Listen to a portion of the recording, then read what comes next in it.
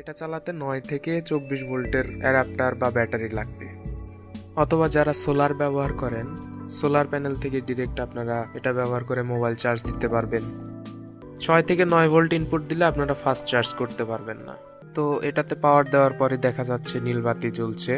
এবার USB tester লাগিয়ে দেখব এটাতে কোন কোন প্রোটোকলগুলো সাপোর্ট করে। টেস্টার লাগিয়ে দেখা যাচ্ছে এটাতে প্রথমে ডিসিপি চার্জিং প্রোটোকল থাকে, অর্থাৎ ডিরেক্ট চার্জিং প্রোটোকলে আমরা 5 ভোল্টে 1.5 অ্যাম্পিয়ার পর্যন্ত পাই। দেখা যাচ্ছে অ্যাপল 14 ওয়াট, এটা স্যামসাং অ্যাডাপটিভ ফাস্ট চার্জ বা এএফসি সাপোর্ট করে। হুয়াওয়ে ফাস্ট চার্জ প্রোটোকল এবং সুপার চার্জ প্রোটোকল সাপোর্ট করে, কিন্তু সুপার ফাস্ট চার্জ প্রোটোকলটা সাপোর্ট করে না। কুইক চার্জ 2.0 এবং 3.0 সাপোর্ট করে, কিন্তু মিডিয়াটেকের পিই চার্জ সাপোর্ট করে না।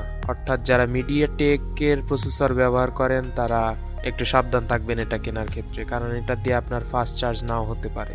পাওয়ার ব্যাংক সার্কিট দিয়ে আমরা সাধারণত ব্যাটারিও চার্জ করে থাকি এবং আউটপুটও নিয়ে থাকি, কিন্তু এটা দিয়ে ব্যাটারি চার্জ করার কোনো উপায় নেই। এটা দিয়ে শুধুমাত্র ফোন চার্জ করা যাবে। তো এবার আমরা বিভিন্ন ভোল্টেজে এটার লোড টেস্ট করে দেখব।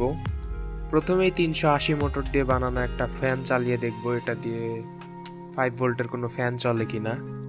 তো দেখতে পাচ্ছি কোনো প্রকার সমস্যা ছাড়াই এটা 7.5 ওয়াটের মতো লোড নিতে পারে।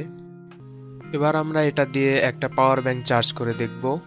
এখন দেখতে পাচ্ছি মডেলটা আমার পাওয়ার ব্যাংকটাকে হুয়াওয়ে এসসিপি প্রোটোকলে প্রায় 19 ওয়াটে চার্জ করছে।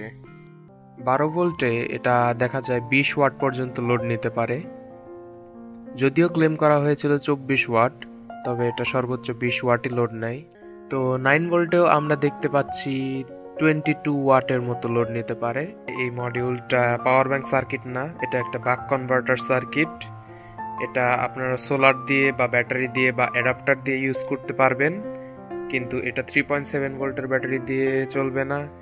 এটাতে কত ভোল্ট দেওয়া যাবে, তারপর ব্যাটারি চার্জ করা যায় কিনা এবং প্রোটোকলগুলো কি কি, এই বিষয়গুলো নিয়ে আজকে আলোচনা করলাম। তো ভালো থাকবেন সবাই, আজকে এই পর্যন্তই।